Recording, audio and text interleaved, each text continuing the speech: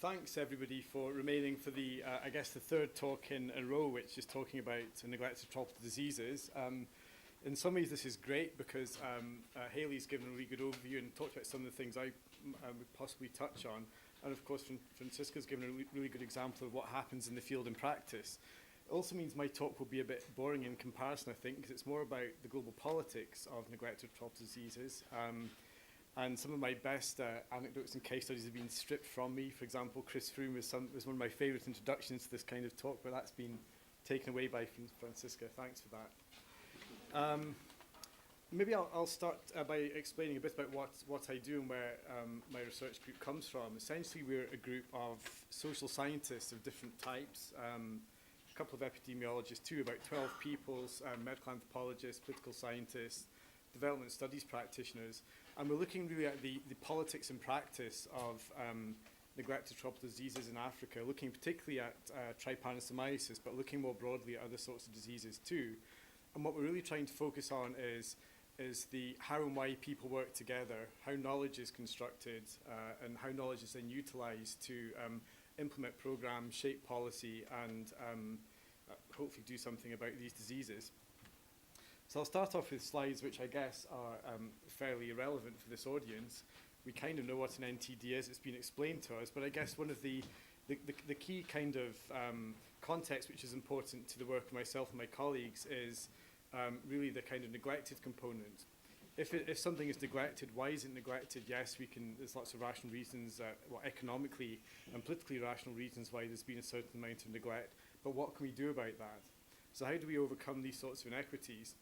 And I'm showing this particular slide now because that shows a kind of swathe across the tropics. And what I'll try and show by the end of the presentation is I have a sense that the notion of what's considered a neglected disease, a zoonotic disease, is slightly changing. And it's changing not necessarily because the disease is occurring in different populations or different parts of the world, but because it's perhaps politically expedient or politically useful to create that kind of narrative, that kind of discourse. So it's essentially Africa, Latin America, and South and Southeast Asia, but that is beginning to change. And that will mirror, I think, some other debates we can see in the United Nations, in some of the United Nations agencies, around things like food insecurity. With food insecurity in the world, I think about, in a typical year over the last 20 or 30 years, about 840 million people are classified as food insecure. In the last 5 years, that's increased quite rapidly due to rises in basic foodstuffs. And what you can see is food insecurity is increasing in countries which are supposedly rich. And I think one of the narratives we see now is something a bit similar to that. Hayley explained, described and introduced the 17 WHO agreed NTDs. That there's many other definitions, some of which are more holistic and include co-infections, including with NCDs, and some of which are much narrower because maybe they're organized around particular types of control.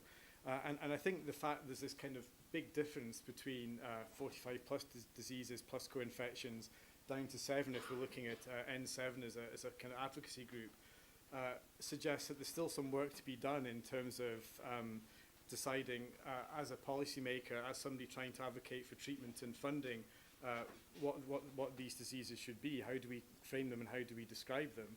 And I think that also speaks to the idea that NTDs are essentially a product of lobbying and policy framing rather than anything common with regards to epidemiology, treatment or control, which is potentially problematic in some ways but also powerful in another. Even within the 17 NTDs as described by WHO, there's really two types. There's types which probably don't have appropriate treatment, there's not appropriate tools to engage with them, and there's a whole other set which can be treated through mass drug administration, those kind of things, if there's a political will, if there's the funding, and if there's the infrastructure. I think Francisca gave a really good example of that working. I would say the interesting thing about Francisca's case study as well is she really highlights the central role of the state, of the Zimbabwean government in this, and quite a lot of the other policy discourse, the kind of global politics of NTD control is a bit scared of developing country governments or assumes that maybe they're not as efficient and not able to do these things and therefore ought to be bypassed. And I think it's extremely useful to have case studies which counter that and say, actually, it's much more complex than that. There is real capacity in developing countries that ought to be engaged with. So we have tool-deficient NTDs and tool-ready NTDs, and to do with management and control and all sorts of things. And I think this is something that Hayley touched on as well. The problems of NTDs, apart from the fact that people get infected, and I guess that's the ultimate problem, tend not to be able to afford treatment, therefore it removes a kind of certain profit motive and incentives for pharmaceutical companies, are kind of possibly threefold. There's an underestimation of disease burden quite clearly, and that's something Hayley talked about. I needn't talk about that very much now, although some of my colleagues in the room have worked quite a lot on this. I think there's an issue of balancing resources. Quite a lot of the discourse around NTD treatment is saying, well, we should treat these diseases because they're low-hanging fruit, because they're cheap to treat. There's, of course, a risk in underselling yourself and not quite getting the costing right. And I think that's a potentially real issue. And the diagram on the right shows how scaling up isn't scaling up quickly enough if goals are to be met. So that would already require more resources. And I think this is the third issue is potentially over-optimism. And I think this is quite common when one tries to understand political advocacy or the formation of lobby groups. There's kind of an assumption of the effectiveness of mass drug administration, which percolates through other sorts of discourses and debates around NTDs as well. And some of the statements here are from a fairly recent paper in PLOS NTD that was saying, well, we do need to be quite careful and quite critical about this too, especially if we're looking at the tool-deficient diseases. And of course, all of this is ultimately taking place in the shadow of the Millennium Development Goals, which are soon to be replaced. And one of the things I would like to argue is that quite a lot of the focus on the NTD community has been on engaging with this process, the end of this process, in order to be assured of a seat at the table in the replacements, in the Sustainable Development Goals. And I think I'm beginning to get the sense that maybe that's not the most effective thing that the NTD lobby can do. Perhaps getting named into a more holistic, name-checked in a more holistic Sustainable Development Goal around health more generally probably won't make that much of a difference. And I think there's a risk as a policymaker, as an advocate, in putting all your eggs in one basket, in saying, well, our ultimate aim is to get name-checked in a Sustainable Development Goal. That would simply be the start of a whole other set of things which have to happen. And I think it's potentially a risky way of thinking about the future of global health funding. So again, all of this is well known to you. The MDG shaped all sorts of things around different sorts of institutions. And we can see in the recent past, 2008, there was a lobby to create a neglected tropical disease global fund. So I think there's a sense of a lot of this kind of work has been aping or copying what has been put in place for the big three infectious diseases. And possibly, again, that might not be the best thing to do. And I would kind of characterize this, for those of you who know him, as a kind of Jeffrey Sachs approach to global health, which is about massive investment, targets, creating institutions to deliver aid. And maybe that's something which is changing a bit. It might have had its day to an extent. So, MDGs, set up about the turn of the century. All these institutions here, and I've shown apologies to the half a dozen of you, if not more, who heard me present before, because this is a reused slide. They represent some of the things which have happened, some of the institutions, the journals, the places in which people can talk, the WHO resolutions, all of which have been set up to engage directly with the concept of neglected tropical diseases. And again, coming up to the present day, the last 2 or 3 years, there's been a lot of these things. The key one, I think, is the London Declaration. Not so much from what the Declaration says it will do, clearly very important, but important in terms of who the signatories are. Very few developing countries, I think Nigeria, possibly Uganda. The bulk of the signatories are pharmaceutical companies, Bill and Melinda Gates Foundation, clearly incredibly influential in this area, and others.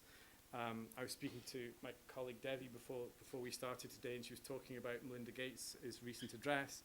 And because I'm a bit of a nerd, I was following this on Twitter, and there's quite a lot of unhappiness with the sheer power and influence that the Gates Foundation are perhaps having.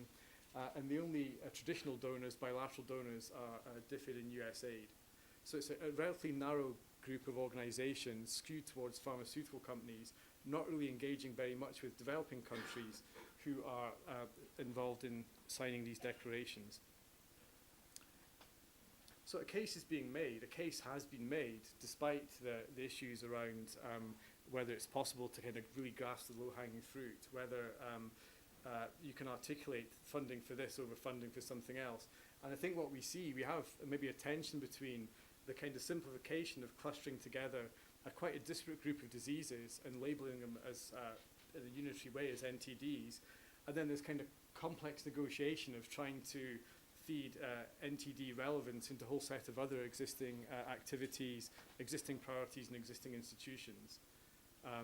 So, for example, some of the quotes here would be refer to the idea of building NTD treatment and control into other sorts of programs, around priority setting, around doing all sorts of things. And I think the most recent, possibly interesting thing is the kind of very recent notion of blue marble health, which has just kind of, I guess, gained some prominence towards the end of last year and early this year, which I think is quite interesting because it kind of marks a bit of a shift from traditional geographic and thematic integration within global policy making with regards to NTDs. So NTDs, the earlier map I showed, are kind of in the tropics, 17 diseases, we need to engage with them. They're massively problematic, if not massively obvious to treat, but they can be done. And I think what you can see with this blue marble health approach, this NTD 2.0, is a much kind of more complicated way of integrating NTDs within the G20. So it doesn't just become the responsibility of the kind of multilateral organizations and 2 or 3 donor countries. All the G20 are now being encouraged to engage in this process, which is in itself problematic because the G20, except 2 countries, were not involved in the London Declaration. There's a closer and closer alliance to HIV, and I think there's been quite a lot of debate in the last month or so around schistosomiasis with regards to that in Africa. And there's also a link to lifestyle and NCDs. Now, I was very glad that I could put this bullet point in because it kind of made me feel more relevant about being here today. And the notion of a stealth contribution of kind of co-infection. And one of the big examples of this is Chagas and cardiovascular disease in the south of the US, the United States. And we see different kinds of levers of influence. It's not just now about being an SDG, it's about saying, well, we need to be doing other sorts of things too. And this idea of vaccine diplomacy, of building kind of soft diplomacy through partnerships, through doing things together, I think is becoming quite powerful.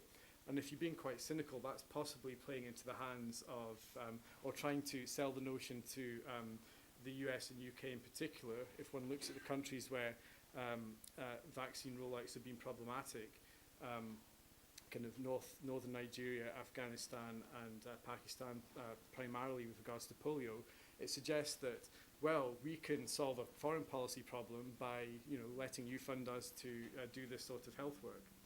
So I think there's a broadening of responsibility with regards to R&D investment and a kind of more complex working out of priority setting. And from the recent article around this, you can see these are the countries which ought to be focused on with regards to taking responsibility, and countries where people are at some risk of getting infected with an NTD. So it's quite a different map. It's a much more political map as opposed to a kind of epidemiological map of what should be happening, and it suggests a far more complex health policy landscape going forward. So I guess my conclusion is really about aid complexity. It's a story of a set of actors, of lobbyists, of institutions who came together and tried to, I think, learn a lot from Jeffrey Sachs and tried to say, well, this is about the MDGs. And possibly over the last 10 years, despite many, many interventions, they've begun to work out, yes, the post-MDG world is important, but it's actually about other sorts of complex organizations too. Aid is inherently more complex now than it was 5 or 6 years ago. There's a whole set of issues around the role of the state versus the market, for example.